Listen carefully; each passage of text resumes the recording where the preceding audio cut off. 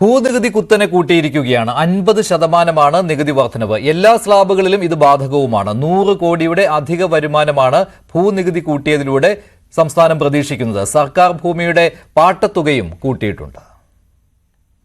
ഭൂനികുതി സംസ്ഥാനത്തിന്റെ സമഗ്ര വികസനത്തെ തുടർന്ന് കഴിഞ്ഞ ഏതാനും വർഷങ്ങളായി ഭൂമിയുടെ മൂല്യവും അതിന്റെ വരുമാന സാധ്യതകളും 10 മടങ്ങ് വർദ്ധിച്ചു. ഇപ്പോൾ ഈടാക്കുന്ന അടിസ്ഥാന ഭൂനികുതി തികച്ചും നാമമാത്രമാണ്. ഭൂമിയിൽ നിന്ന് സർക്കാരിന് ലഭിക്കേണ്ട വരുമാനം മെച്ചപ്പെടുത്തുന്നതായി നിലവിലുള്ള നികുതി സ്ലാബുകളുടെ നിരക്കുകൾ 50% വർദ്ധിപ്പിക്കുന്നതാണ്. ആയത് പ്രകാരം അടിസ്ഥാന ഭൂനികുതി ഏറ്റവും കുറഞ്ഞ സ്ലാബ് നിരക്കായ 6.1 പ്രതിവർഷം 5 രൂപ എന്നത് 7.5 രൂപ, ഏറ്റവും ഉയർന്ന സ്ലാബ് നിരക്കായ 6.1 പ്രതിവർഷം 30 രൂപ എന്നുള്ളത് 45 രൂപയാവും. സജിത്ത്, ഈ ഭൂനികുതി കൂട്ടിയത് പ്രതിപക്ഷം ഒരു ആയുധമാക്കുമെന്ന് തോന്നുന്നു. ഇന്ന് വി.ഡി. സതീശൻ പറഞ്ഞപ്പോഴും ഭൂനികുതിയിൽ 50% വർധനവാണ് വരുത്തിയിരിക്കുന്നതെന്നാണ് അദ്ദേഹം ആക്ഷേപമായിട്ട് തന്നെ ഉന്നയിച്ചത്. മുമ്പ് ഉമ്മൻചാണ്ടി സർക്കാരിന്റെ കാലത്ത് ഇങ്ങനെയൊരു നീക്കമുണ്ടായപ്പോൾ എതിർത്തത് ഇതേ പ്രതിപക്ഷം തന്നെയായിരുന്നു, അല്ലേ? തീർച്ചയായിട്ടും അത് വലിയ രീതിയിൽ ഒരുപക്ഷെ പ്രതിഫലിക്കാനാണ് സാധ്യത. പ്രതിപക്ഷം അത് ആയുധമാക്കുകയും ചെയ്തിട്ടുണ്ട്.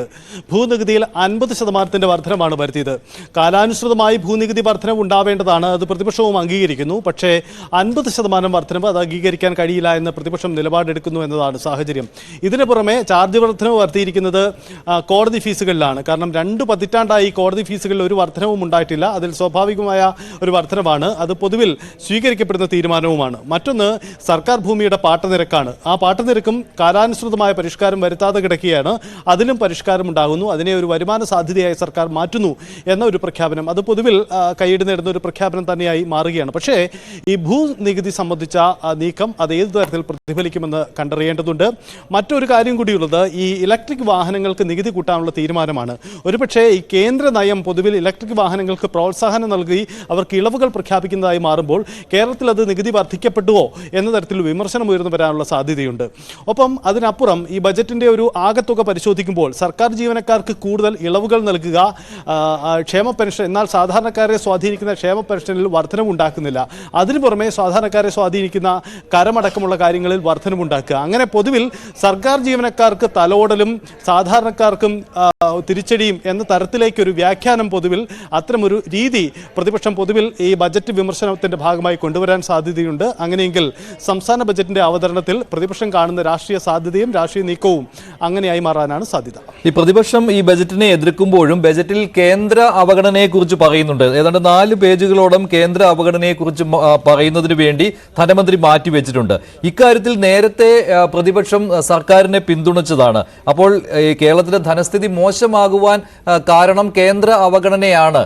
ഇതിൽ പ്രതിപക്ഷത്തിന് ഇപ്പോൾ ഒന്നും പറയാൻ പറ്റാത്ത ഒരു സാഹചര്യം കൂടിയുണ്ടല്ലോ. ഈ പോയിന്റുകൾ അത് പ്രതിപക്ഷത്തിന് പോലും അത് എതിർക്കുവാൻ കഴിയില്ല. തീർച്ചയാണ്. കാരണം ഈ കേന്ദ്ര അവഗണന എന്ന വാദം സർക്കാർ ഉന്നയിക്കുന്നുണ്ട്. അത് പ്രതിപക്ഷവും അംഗീകരിക്കുന്നു. പക്ഷേ കേന്ദ്ര അവഗണന അല്ലെങ്കിൽ കേന്ദ്രത്തിൻ്റെ സമീപനത്തെ മറികടക്കുന്ന തരത്തിലുള്ള സാമ്പത്തിക നയങ്ങളുടെ ആവിഷ്കരണങ്ങളോ അല്ലെങ്കിൽ ചെലവ് ചുരുക്കലോ അടക്കമുള്ള നീക്കങ്ങളിലേക്ക് സംസ്ഥാനം കടക്കുന്നില്ല. ഇതാണ് പ്രതിപക്ഷം ആയുധമാക്കുന്നത്. പക്ഷേ ഇത്തവണ ഈ ധനമന്ത്രി അദ്ദേഹത്തിൻ്റെ ബജറ്റിൽ പരാമർശിച്ച ഒരു കാര്യം കൃത്യമായ ചെലവ് ചുരുക്കൽ നടപ്പിലാക്കിയിരുന്നു എന്നതാണ്. അതുകൊണ്ടാണ് ധനസ്ഥിതി പ്രതിസന്ധികളുണ്ടെങ്കിലും ധനസ്ഥിതി പിടിച്ചു നിർത്താൻ കഴിഞ്ഞത്, ആശാവഹമായി പിടിച്ചു നിൽക്കാൻ കഴിഞ്ഞത് എന്നതാണ് ധനമന്ത്രി KN ബാലഗോപാലിൻ്റെ വാദം. ഈ കേന്ദ്രം അവഗണിക്കുന്നു എന്ന സംസ്ഥാനത്തിൻ്റെ വാദത്തോട് ഒരു പരിധിവരെ ചേർന്ന് പോകുന്ന നിലപാട് തന്നെയാണ് പ്രതിപക്ഷവും സ്വീകരിക്കുന്നത്. പക്ഷേ പൂർണ്ണമായി ആ കേന്ദ്ര അവഗണനയെ മറികടക്കുന്ന സാമ്പത്തിക നയങ്ങളോ രീതികളോ തീരുമാനങ്ങളോ എടുക്കുന്നതിൽ സർക്കാർ പരാജയപ്പെട്ടു എന്ന മറുവാദം ഉന്നയിച്ചുകൊണ്ടാണ് പ്രതിപക്ഷം അത് ആ നിലപാടിനെ ചെറുക്കുകയും ചെയ്തത്. ശരി സജിത്ത്, മറ്റു ചില കാര്യങ്ങൾ കൂടി ധനമന്ത്രി പറയുകയുണ്ടായി. സർക്കാർ വാഹനങ്ങൾ വാങ്ങാൻ 100 കോടി രൂപ വകയിരുത്തിയിട്ടുണ്ട്. ബജറ്റ് കാലാവധി കഴിഞ്ഞ വാഹനങ്ങൾ മാറ്റുമെന്നും ധനമന്ത്രി ബജറ്റ് പ്രസംഗത്തിൽ പറഞ്ഞു. സർക്കാർ വാഹനങ്ങൾ വാങ്ങാൻ 100 കോടി രൂപ. സംസ്ഥാനത്ത് കാലാവധി കഴിഞ്ഞ വാഹനങ്ങൾ മാറ്റി പുതിയത് വാങ്ങാൻ 100 കോടി രൂപ ഈ ബഡ്ജറ്റിൽ അനുവദിക്കുന്നു.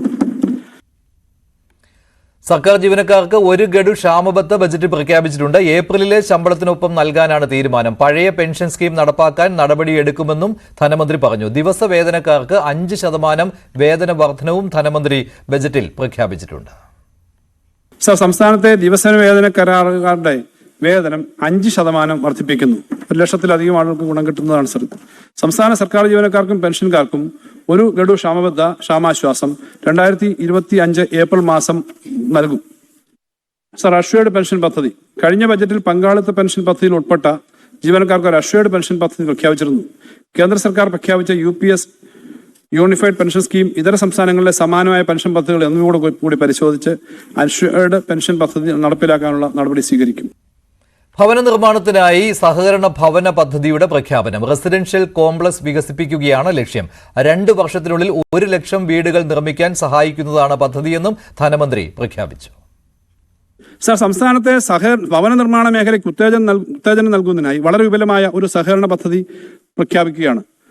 സർ, നഗര ഗ്രാമപ്രദേശങ്ങളിൽ ഇടത്തരം വരുമാനക്കാർക്ക് താങ്ങാനാവുന്ന ചെലവിൽ റെസിഡൻഷ്യൽ കോംപ്ലക്സുകൾ വികസിപ്പിക്കുക എന്ന ലക്ഷ്യത്തോടെയാണ് ഈ പദ്ധതി വിഭാവനം ചെയ്യുന്നത്. അടുത്ത 2 വർഷത്തിനുള്ളിൽ നമ്മുടെ നഗരങ്ങളിൽ 1 ലക്ഷം ഭവനങ്ങളെങ്കിലും നിർമ്മിക്കാൻ സഹായിക്കുന്നതാണ് ഈ പദ്ധതി. വലിയ തോതിൽ സർക്കാർ ജീവനക്കാർക്കും ഈ പദ്ധതി സഹായകരമാവും. സജിത്ത്, സംസ്ഥാനത്ത് കുട്ടികളുടെ എണ്ണം കുറയുന്നു എന്നൊരു നിരീക്ഷണവും ധനമന്ത്രി നടത്തിയിട്ടുണ്ടല്ലോ. ഇതിന് കാരണം സംസ്ഥാനം നേരിട്ട ധനഞ്ഞെരുക്കത്തിന് കാരണം എന്താണ്? ഒറ്റ വാക്കിൽ പറഞ്ഞാൽ കേന്ദ്ര അവഗണന. വിദേശത്തേക്കുള്ള കുടിയേറ്റമാണ് ഇങ്ങനെ കുട്ടികൾ കുറയുവാനുള്ള കാരണം. ജനനനിരക്കിനെ ബാധിക്കുന്നു, ഈ രീതിയിലുള്ള പരാമർശമാണല്ലോ മന്ത്രി നടത്തിയത്. ഏത് ഭാഗത്താണ് അദ്ദേഹം ഈ രീതിയിൽ പറഞ്ഞിട്ടുള്ളത്? ഈ കുടിയേറ്റം കൃത്യമായ രീതിയിൽ ആലോചിച്ച് എടുക്കുന്നതല്ല എന്നുള്ളൊരു വിമർശനം കൂടി അദ്ദേഹം പറയുകയുണ്ടായല്ലോ.